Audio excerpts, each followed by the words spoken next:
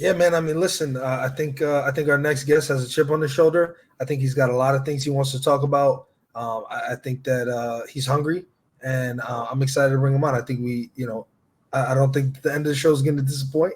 So I wouldn't go anywhere if I were you. There'll be soundbite after soundbite in this one, as far as I expect. Awesome. Let's bring him in. Ryan, how you doing, my man? What's up, guys? Ding, you're damn right I got shit to say. Absolutely. What's up, brother? What's up, buddy? Good, man. The floor is yours. Not much. So, first things I want to say is thank you guys for having me. I do appreciate you reaching out, getting me on here. Secondly, I have a thing. I've just been sitting, watching all this stuff, and all the names that get brought up, it seems like I'm out of it. And that irritates me a little bit, because what people are forgetting is I might have 2 losses. My 2 losses are against champs in the way that I look at it. One of them is a heavyweight champ, which is 2 weight classes above what I fight. And the second one is Isaiah, who is going to be the middleweight champ after his next match. So either way, I lost to champs. And the way that I look at it in this one, I gave Isaiah a better fight than Wes. Wes gave John Davis arguably we know everybody's wanted to see that one several times again. So my name should be in there. So they need to call me. I don't care who it is that they match me up against. The next person is going to sleep. Awesome, man. You training hard? You ready to go? Absolutely. My mindset is light switched to just a different level. Like I said, going just under the radar, some of us that aren't ranked that should, maybe should be, or let's not even say it. I don't even care about the ranking myself, because as we've seen in the last one, you can be unranked, come in and knock out the number 7th ranked, but come in already ranked and knock out number 1, but not get a title match. Shout out to Dwayne. Sorry about that. So, I mean, rankings don't really mean shit, but there's still people up there that I know I can beat easy. So make the call. Let me show you that I can do it. And that way I'm getting up there. I'm getting my name said more. Like, I'm tired of this shit. Mm-hmm. I mean, you know what? We talked about it when we had the great middleweight debate here on Slap News. Then all of a sudden Power Slap 8 came around, and the division in the middleweight division is probably now one of the deepest divisions in the entire sport. I mean, light heavyweight's deep as well in terms of talent at the top, but I mean, 1 through 10 is, definitely a lot of great guys there. I know you're still in the mix. Are you still working with Dwayne Crespo, or have you kind of gone different ways? Yeah. So a lot of things in my life actually have changed. I went from living 2 streets down from Dwayne to I moved to a totally different state. So myself and my family, we live in PA now. Just so many things have changed for myself that, again, changed my mindset and my hunger. Like, I'm tired of working 70, 80 hours a week, man. Like, not seeing my kids, not doing nothing like that. When I know I can come up here, I could be knocking out motherfuckers. I could be making clips. I could be going viral. I could be getting these checks, to financially better myself and my kids. Like, that's the end goal of it. And if they need to see entertainment, if there's a certain, I don't know, picture they want to see, then I'm just going to give it to them. And if that's the villain, then let's be it. So I don't care. Do you feel you're one of the more hungry guys right now in the division? Because, I mean, you seem to be much more active and vocal than anybody else. And you seem like you've got a little bit more, it seems like you're fighting for a little bit more than I think. Yeah. And that's the other thing, man. Like, you hit it right on the head. It's, I see a whole bunch of, there is a handful of us. So I'm not just, saying there is a handful of us, but like, kind of Nate just mentioned, that actually take it serious, that are training every day, that understand the rules and how keeping it clean not only affects yourself but keeps your opponent safe. Because at the end of the day, we don't wish harm. Nobody should be wishing harm on the other person. Maybe a quick nap, but wake the hell up after, right? But with that, I mean, shit. That one middleweight damn near karate chopped homeboy's head off, and they kept it clean. They didn't even call it. Like that. That we called it. I just want to say that we called it. It was Darren Godfrey. We called it. You know what I mean? Like, that to me is bullshit. That to me shouldn't be that should to me shouldn't be getting calls. That to me, it should be the people that are out here working their asses off, keeping it clean. I got a suggestion for season 4. It should be Gorilla Smack Systems and Iron Giant. At least we know that we're going to get a fucking clean match. The coaches are going to teach the guys what the right thing to do are. I'm not saying these coaches before weren't, but like these guys have to start taking it more serious. It's not just a fucking slap. It's not just eating a slap. Like you guys really should be taking it serious. And that's another thing that drives myself nuts is you have someone like myself, Nate, Ryan, just a handful of guys that here we are waiting for a call, waiting for a match, waiting for this. Now, again, I understand we're growing. Big things are happening. I can't wait. It's awesome in the world of Power Slap, but holy shit, at least some type of communication. Like myself, I just said I moved states. I started a new job. I sent a simple message. Hey, I started a new job. I let them know that I'm in this wonderful organization. They're okay with it.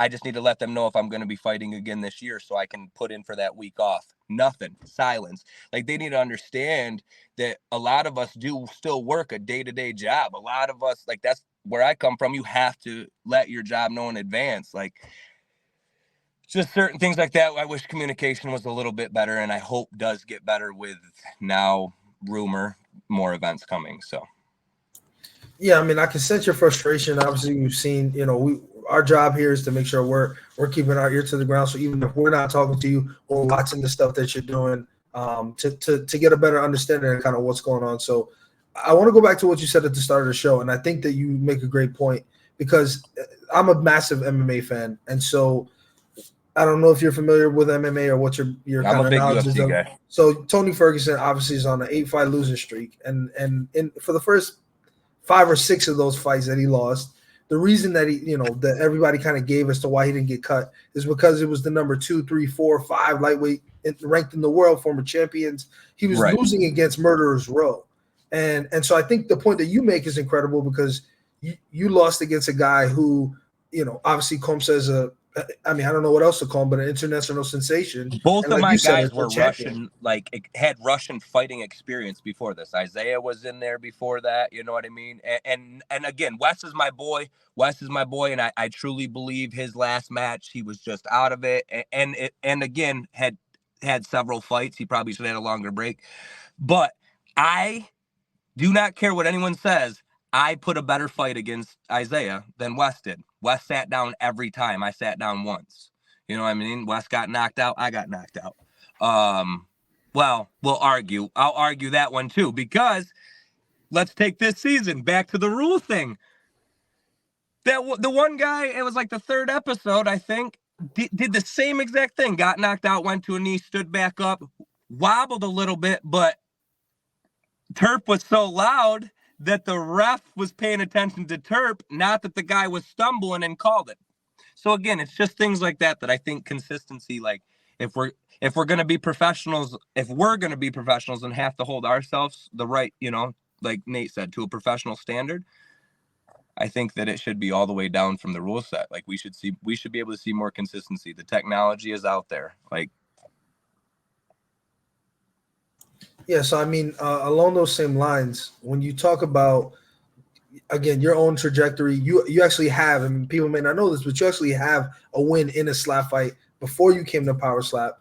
And I think in the way that you have, the way that you've, I guess, displayed your skill set on stage, being able to keep it clean, I think it sort of alludes to the idea that being able to have experience beforehand really does help you, and it allows you to kind of put on a better performance and be a cleaner athlete as you go up there and perform.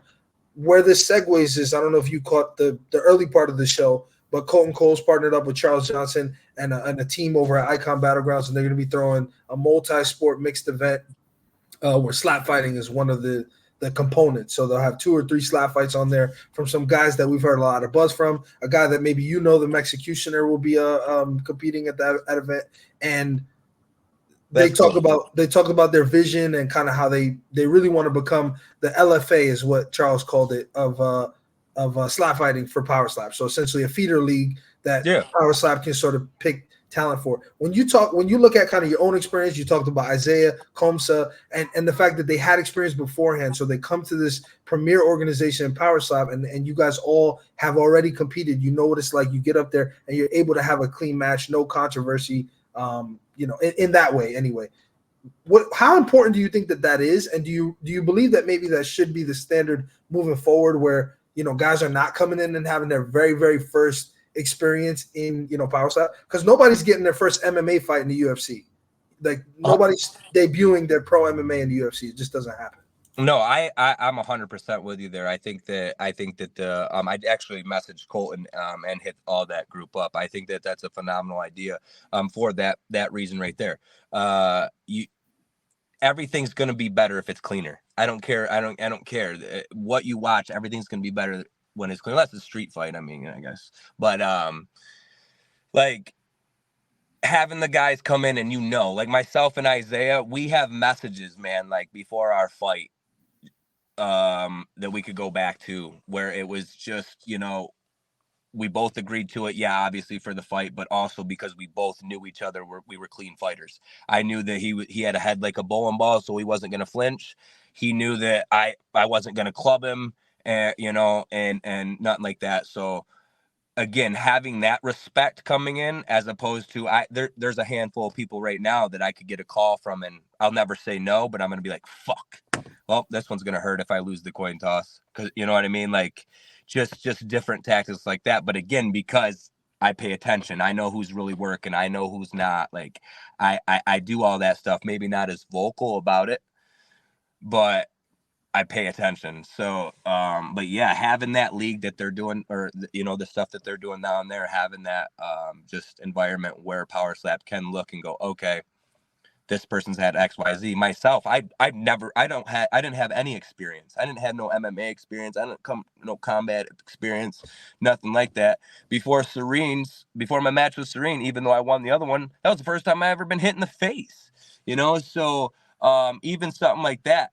I'm sitting here. I just called Dwayne the other night. Actually, last night we were talking and about the only way really to learn is by doing it. Like, the only way to get it in here is the reps. The only way you can get the reps is to get the matches. A lot of us aren't getting the matches, right? So it's like, just goes back to the thing that Colton's doing. That's awesome. They're going to be able to be there, get the reps, understand it, get cleaner, and it's just going to help the sport. Well, I hope that it helps the sport. Yeah, and then final one for me before I turn it over to Corey. Obviously, you've been very critical of season 3 and the talent on the show. Particularly don't use talent. I wouldn't say talent. Jesus, calm down, bud. But particularly those in your division. That's a great soundbite, as I promised. I mean, what would you say if I guess the response or the rebuttal to that criticism was that these guys are in the exact shoes that we're talking about, where they signed a application, they got a call, they showed up, and now they're having their first experience in slap fighting. Some of them may have not had any combat sports background. They're having it, but it happens to be on a national stage because it is a premier organization. This would be mine to it. So before I signed up, I worked my fucking ass off, right? Because I'm not going to sign up for nothing and suck at it, right? So before my match, even in the other organization, before my match in that one, I grinded and I trained with Dwayne for, I think it was 6-7 months straight. Ryan Phillips actually was the first. Shit, he's been following me from the beginning. I think my first time I ever hit a mitt, he commented on it. So, I don't know, man. It's these guys in season 3. Yeah, I get it. Some of them might be, I get some of them might even come from the same thing. The difference that I'm seeing is I don't see any of them with that hunger to really want it. They just want to come in, cool, glitz, glamour. I got the camera, I get the clips, I get the views, shit like that. Nah, I'm coming in here because I want to be the best. I want to get better. I want my kids to be able to look back and say that their dad did something, right? Not just got knocked out, right? So, like, that's why I do it. That's why I continue to do it, and that's why like I said, I'll bet my whole fucking check on it. I'm not losing my next match. So, But the season 4 guys or 3 guys, they're just trying too hard, man. Like, that's what I was getting at. Like, they're trying too hard, and you can see it. So there's a difference between you want to be there and everything, and you're just trying too hard. Shit, the one fucking dude, all he did was go up on the stage barefoot, stomp around like my fucking toddler does, throwing a fit, and growl. My toddler does that. I gotta tell them, calm down. I was doing the same thing at the TV. Calm down before you shit yourself, bud. I know I said it was my last question. Sorry, Core, but you brought up something that made me think of another question. But I mean, I feel like, and I could be wrong about this by the numbers, I don't know, but I feel like middleweight is probably the most, I guess, is the weight class that we've seen the most of in the show this season. There's not one single person that you're like, all right, that guy might be all right. There's not a single person that you think. Actually, you want to know? Yeah, there is actually one dude, and he wasn't even supposed to be in the damn weight class, and he lost, and I think he should have won. What was it Fabrico? What was it? Fabricio Barun. Yeah, that dude who, bro, you shocked me, bro. You ate all them shots like a G. You weren't supposed to win that fight anyway, and you weren't even supposed to be in that division. So yeah, bro, you shocked me. No, man, no. Godfrey would have.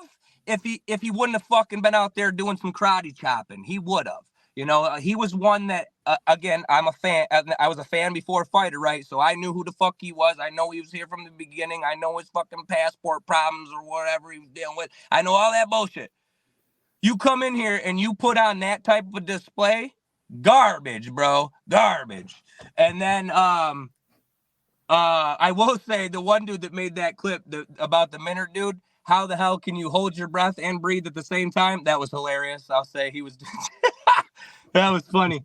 Who else is there? Oh yeah, the so-called new bad guy, that Brandon Kerr. That motherfucker slapped. He better go back and learn how to slap, bud. That motherfucker. Woo! I don't know what this push shit he does, but that's why he couldn't knock out the toddler, because you don't know how to slap. Awesome, man. You know what we've seen, or we're gonna see, guys. Alan Klingbeil, Amir Nuruddin, James Ice Cold Stonier, Whalen. Ice Cold Whalen. Yeah.